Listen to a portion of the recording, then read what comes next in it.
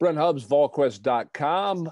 On campus, Austin Price of VolQuest.com as Tennessee continues their work on the practice field on the spring practice. Austin joins us now to talk about what you see out of this Tennessee team as they get ready for the orange and white game on Saturday. Austin, I guess first of all, kind of where is this team health-wise as they enter the last week? The grind of spring is on. Where are they at right now?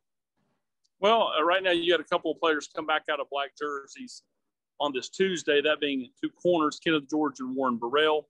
Cade Mays went inside. Latrell Bumpus went inside. Jalen Hyatt he's not at the top of the, as far as running routes. He's not up there at the front of the line.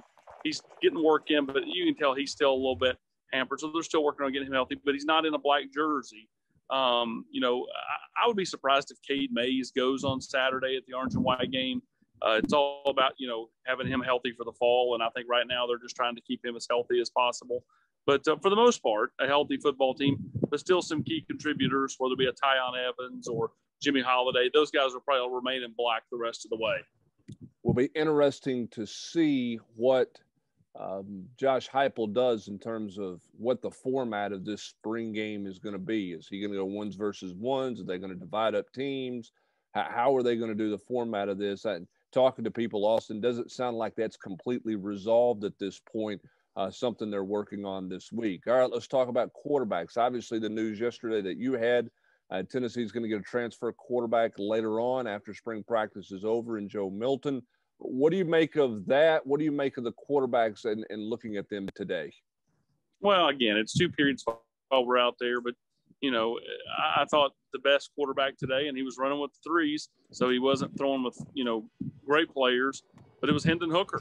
I thought he was the most accurate quarterback today. I would go Brian Maurer 2, and then I would go Harrison Bailey 3, who wasn't as accurate today as he's been the last several practices when we've been out there. But again, it's a small sample size, Brent. We're not there for the entire practice, so who knows what happens. I'll say this, very windy today out there on the Haslam practice field, very, very gusty. And so, not surprising to see, some errant throws, but I thought out of the three quarterbacks, Hendon Hooker was the most accurate today and probably followed by Brian Maurer. Going to be interesting to see what happens with that quarterback room at the end of spring practice now that another quarterback is coming into the fold. How does everybody handle that in the quarterback room? That's something for another day. We'll see how that plays out. As we kind of put a bow tie on this Tuesday, again, Tennessee going Tuesday, Thursday, and then Saturday for the orange and white game, hoping that the weather forecast gets better. But, Austin, on this Tuesday, what else stood out to you? Well, I mentioned a guy like Bryson Easton a few weeks ago was standing out to me. On the offensive side of the ball, I'll tell you a guy that really starts to stand out more and more is Miles Campbell. Physically, he's impressive. He's put together. I think he is just as big as any tight end they have outside of maybe, Jacob Warren, and that's more because Jacob's, 6'7", 6'6", but Miles is well put together. He does not look like a freshman, and they're not super deep at that position. So, can he crack the lineup? Can he play for this team? I think it's possible, Brent, as time goes on, but he's definitely someone who is taken to the weight room since we saw him last summer in down there at South Paulding in Atlanta, and really, really looks good playing tight end for this football team. Yeah, interesting. The talk when we were down there last summer was how much more physical he got at the end of his junior year and how that would translate into his senior year. And obviously getting here at midterm has been a huge help for him.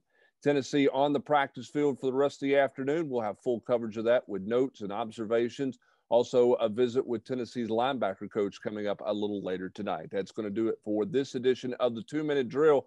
He is Austin Price on Tennessee's campus. I'm Brent Hubbs. Have a great day, everybody.